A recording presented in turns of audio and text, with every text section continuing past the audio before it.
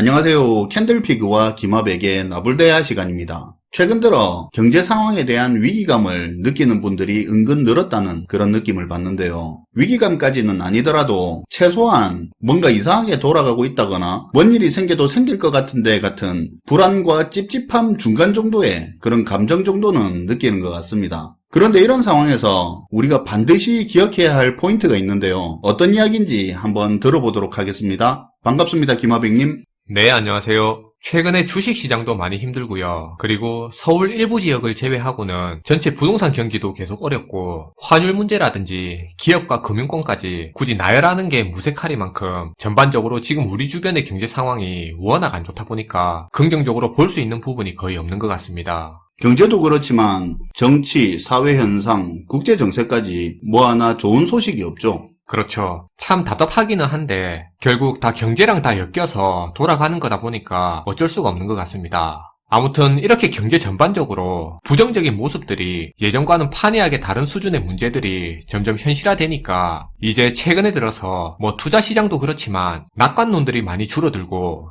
현실적인 이야기들이 좀 많이 나오는 것 같은데요. 그러다 보니 앞에서 말씀하신 것처럼 이제 경제 상황에 대한 불안감이나 혹은 찝찝함을 느끼는 분들이 많이 늘어난 것 같습니다. 그러면서 다른 한편에서는 이런 얘기도 참 많이 나오는 것 같아요. 위기다 하면서 대비하고 준비하라고는 하는데 그래서 뭘 금을 사란 건지 어디에다가 뭘 어떻게 투자해서 대비를 하란 건지 그걸 말해달라는 얘기를 많이 하는 것 같습니다. 근데 그건 남의 돈 굴리면서 투자 환경이 좋든 싫든 투자해야 되고 투자로 먹고 사는 투자기관들이나 할 고민이지 일반인들은 대비하라는 걸 그렇게 접근하면 안 되잖아요. 그니까요. 여기서 우리가 생각해야 될 게 많은 분들이 흔히 착각하는 내용이 위기를 자꾸 투자로 극복하거나 대비하려고 생각하는 것 같은데요. 위기를 투자로 이겨내려는 이런 생각의 틀부터 우리가 먼저 벗어날 필요가 있을 것 같습니다. 아무래도 우리가 학창시절부터 체계적으로 경제활동이나 경제지식에 대해서 배운 적이 없고 대부분의 정보를 금융투자업계에서 일하는 사람들한테 그렇게 접하다 보니까 아무래도 그들 관점에서 중요하게 보는 부분이나 대응 방식에 많이 익숙해질 수밖에 없고요. 그러다 보니 경제위기를 인식하는 관점이나 대응하는 사고방식에서도 투자라는 그 틀 안에서 벗어나기가 힘든 부분이 있습니다.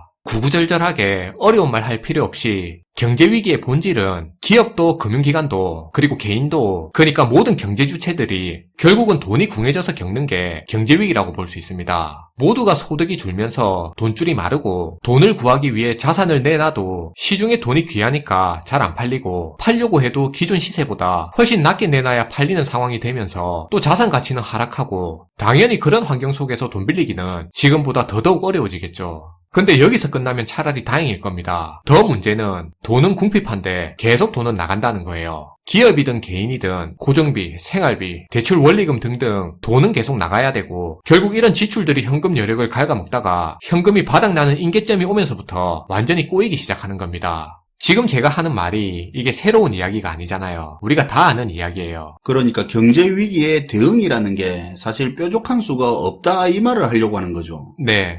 딴 거 필요 없이 현찰 여력을 단단하게 갖추는 게 경제위기를 대응하는 데 핵심이라고 볼 수 있습니다. 투자는 자기가 가진 부를 증식시키는 수단이지 위기에 대응해 부를 지키는 수단은 아니에요. 예를 들면 투자는 창이지 방패가 아니라는 말인데요. 특히 자신이 자산가가 아닌 이상해야 중산층을 포함한 중산층 이하에 있는 대부분의 일반인들 같은 경우에는 현금 여력에서 특히 취약한 상태이기 때문에 이 부분을 꼭 기억할 필요가 있습니다. 위기 대응에 현금이 되게 중요하다는 걸 지금 강조하고 있는 거예요. 근데 이런 말 하면 또 바로 나오는 질문이 있잖아요. 원화 말고 그럼 달러를 사라는 거냐? 원화는 위기 오면 똥값 되는 거 아니냐 하면서. 맞아요. 그 부분은 우리 책에서도 말한 내용인데 이런 상황을 한번 생각해 보자고요. 예전 IMF 외환위기 때 그때 외환이 부족해서 생긴 위기가 맞습니까? 맞죠? 그럼 그때 IMF 터질 때 환율 얼마까지 올랐는지 혹시 기억을 하세요? 정확하게는 아니지만 IMF 전에 800원대 정도 되던 환율이 IMF 터지고 거의 최대 2,000원 정도까지 간 걸로 알고 있습니다. 그쵸. 그때 최고 환율이 1995원까지 갔어요. 말 그대로 원화 가치가 똥값이 된 거죠.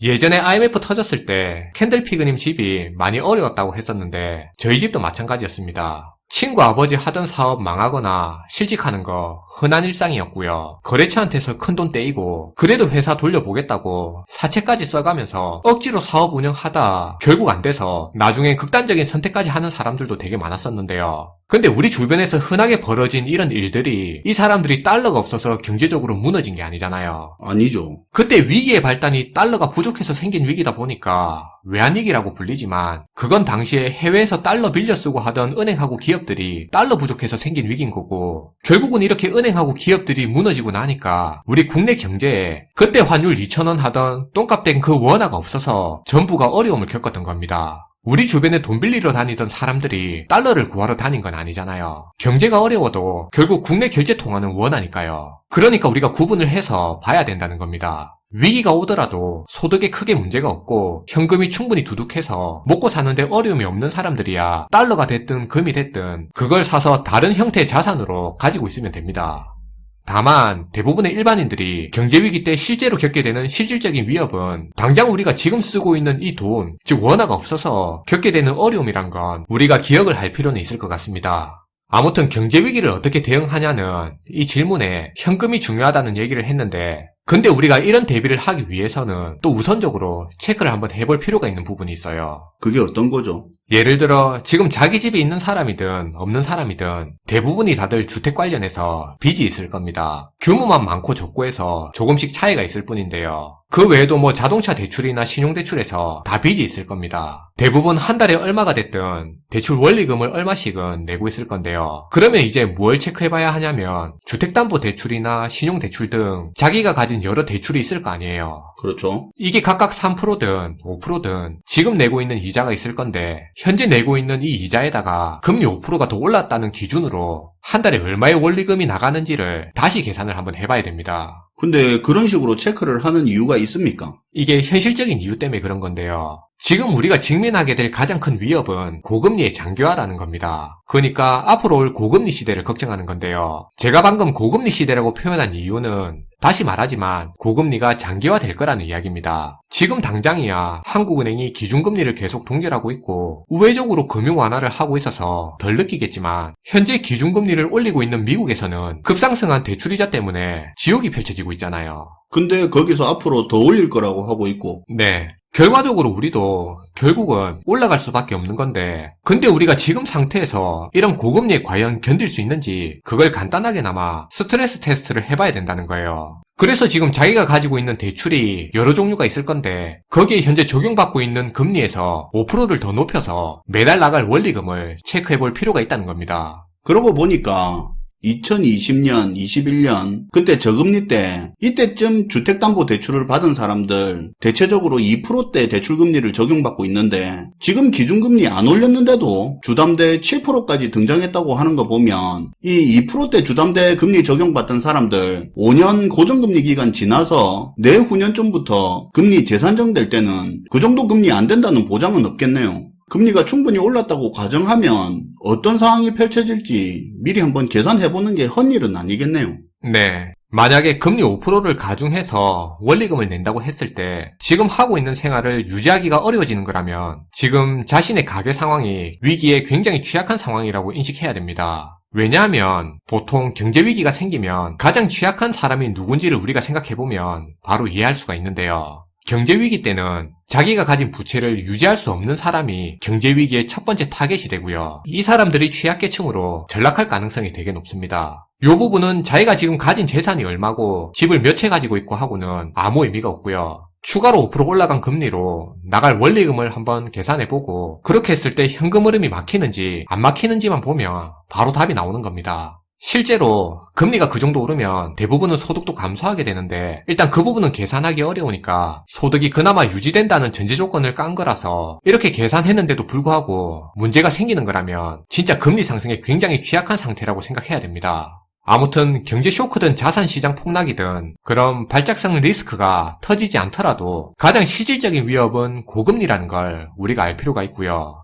많은 경제면을 보면 지금도 이미 고금리라고 그런 얘기를 많이 하는 것 같은데 엄밀히 보면 지금 우리는 고금리 아닙니다. 미국이 올해 들어 기준금리를 5.5%까지 올리는 동안 한국은행은 기준금리를 안 올린 지 지금 9개월이 넘었고요. 이렇게 기준금리가 멈춘 상황에서 시중금리만 어느 정도 오르고 있는 상태인데, 근데 문제는 한국은행이 지금까지 기준금리를 안 올리고 버텼다고 해서 앞으로도 계속 안 올리고 버틸 수 있냐는 겁니다. 앞으로도 계속 이렇게 한미 금리 차가 벌어진 상황에서 지속적으로 버티기는 힘들다는 겁니다. 그건 그렇죠. 한미 금리차 역전되고 갭이 2% 넘게 벌어진 상황인데, 그런데도 괜찮다고 하는 거 보면 대문 잠깐 열어놨을 때 도둑 안 들었다고 이제 대문 필요 없다 하는 소리처럼 들리니까요. 결국 올릴 수밖에 없죠. 맞아요. 그리고 앞에서 잠깐 지나가면서 나온 이야기이긴 한데, 간혹 어떤 분들은 자기가 빚이 좀 있더라도, 예를 들어 자기가 아파트도 몇 채 가지고 있고 또 땅이나 상가도 있으면 그러면 경제위기가 터져도 괜찮은 거 아니냐고 하는데요. 자산이 많은 사람들 말하는 거죠. 네. 근데 그건 정상적인 경제 상황에서만 해당되는 얘기입니다. 정상적일 때야 자기가 가진 자산을 담보로 현금을 끌어쓸 수도 있는 거고, 부동산에서 나오는 수익으로 대출 이자라든지 세금도 감당이 되니까 문제가 안 되는 게 맞는데, 근데 경제위기가 오면 이제 얘기가 완전히 달라지게 됩니다. 경제위기는 보통 디레버리징을 통한 금융축소를 포함하기 때문에 가진 담보가 있다 하더라도 돈을 쉽게 끌어쓰기가 어렵게 됩니다.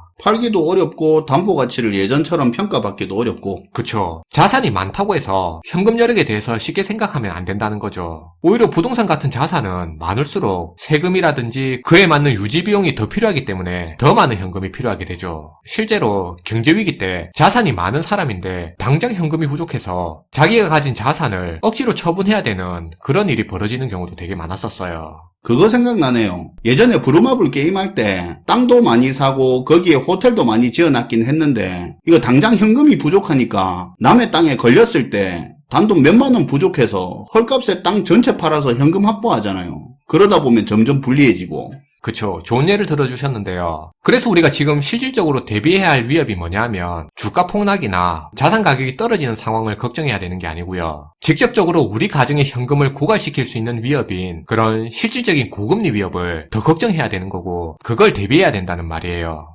마지막으로 사람들이 보통 대안을 찾는다고 하면 자신은 손해를 감수하지 않으면서 문제를 해결할 수 있는 대안을 찾는 경우가 되게 많잖아요. 근데 지금 대안이라는 말이 나왔다는 것 자체가 이미 문제가 생겼다는 의미이기 때문에 일정 부분 피해를 감수해야 되는 일이 생기는 건 당연한 건데요. 근데 사람들은 보통 자신들이 감수해야 될 손해가 싫기 때문에 지금 선택해야 될 이 대안을 자꾸 미루고 피해가게 됩니다. 이건 인간의 본성이라 어쩔 수가 없는 건데, 그래서 개인뿐만 아니라 기업도 그리고 정부도 마찬가지의 결정을 하는 겁니다. 그러면서 문제는 계속 더 키우게 되는 거고요. 자기들에게 직접적인 피해는 없는 그런 대응책만 찾다가 본질을 벗어난 대응만 하고, 그러다 골든타임은 놓치죠. 그쵸. 각 가정의 개인적인 차원에서 보면 미리 대비할 수 있는 대안이 있는데도 불구하고 이것은 이래서 싫고 저것은 저래서 싫다고 하면서 그냥 시간만 지나면 알아서 해결되겠지 하고 계속 기다리고만 있을 뿐인데요. 근데 사실 우리가 지금 할 수 있는 이 대안도 경제위기가 터지기 전까지만 선택할 수 있는 그런 유효기간이 있는 대안이라는 사실을 우리가 알 필요는 있을 것 같아요.